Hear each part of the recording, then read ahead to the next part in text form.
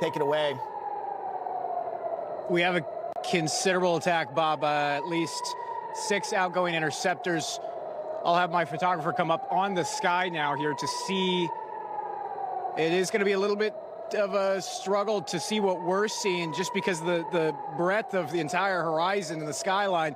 These outgoing interceptors, that was a big one.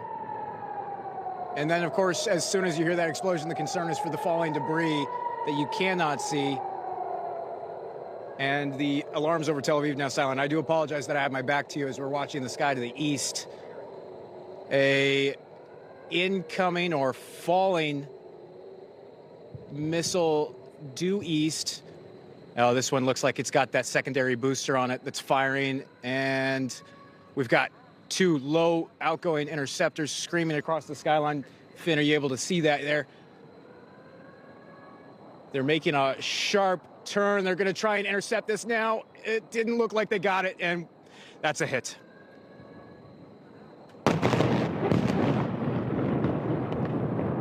Yeah, that's unfortunate.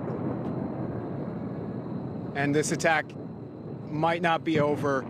That looks like the heart of town here. I think we definitely just had a hit. Hey, Zach, I don't know any others in the sky? I don't know how close that is to you, but if you need to go somewhere safe, now's the time to do it. Well, if we would have, I don't think we would have been able to have much time to get anywhere anyways. What you saw there, a big plume of smoke now rising up over the heart of Tel Aviv. Can Yeah, you see Zach, that can smoke? you, where in Tel Aviv do you think approximately that landed there? Yeah, how far away from where you are? Right. Yeah, this is where we do have to be careful. I mean, I'm just going to give away the farm here when we say that. Yeah, don't say that. That part of town is an important asset. Yeah. Heart of Tel Aviv, we still have outgoing interceptors from the north of the city here. And I'm looking at this outgoing interceptor. These are the short-range interceptor systems. This is what we know as the Iron Dome. What is attempting to intercept those ballistic missiles before they come in, before that one screamed in and hit in the heart of town. I'm looking at that mushroom cloud now growing, heading, spreading our direction. The high-altitude defense systems like the THAAD, the U.S. system, or the Arrow defense system, the David Sling, those are the 2 Israeli systems. They're designed to intercept those outside of the Earth's atmosphere, really high-altitude air defense. What we saw screaming up off the ground and making those sharp corrections, that's the Iron Dome. That's an older system that's designed as a last resort. And so as we saw that, as we got some more incoming here and some high-altitude interceptions, I count, wow, that is just incredible. The exo-atmospheric detonations that take place outside the Earth's atmosphere, remarkable to see. We have another one. It looks like breaking apart now on its way in. 2 more interceptors heading that direction for the missile that looked like it was falling apart. And now we've got nothing but interceptors outgoing in just about every direction. They're spreading towards, you have to wonder, different targets. Or as we saw with that first one that hit 2 trying to hit the same target. There's a ballistic missile that is screaming into the north towards Haifa. That one does not look good. Another to the north has not been intercepted. That does not look good. 2 more to the north. Where's those? I can see the reflections on the buildings of outgoing interceptors.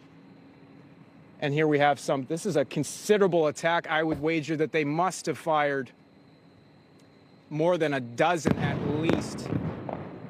Yeah, those are big explosions from either interceptions or direct hits.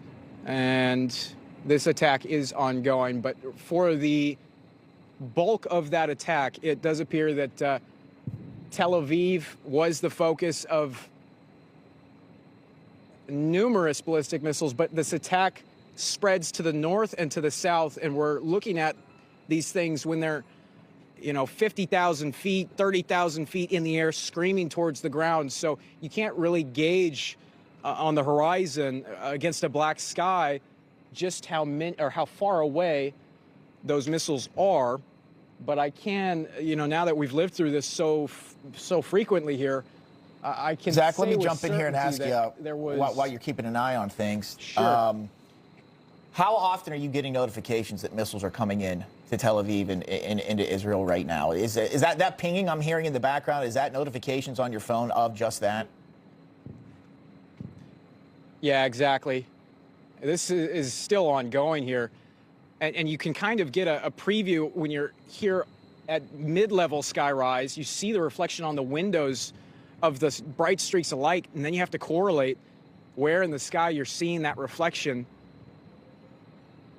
additional to our south. And you're right, Bob, those pings, that's a different community or a different town across Israel. I've got more than 100 alerts from this Israeli notification app in just the last 10 minutes alone here. This is still ongoing.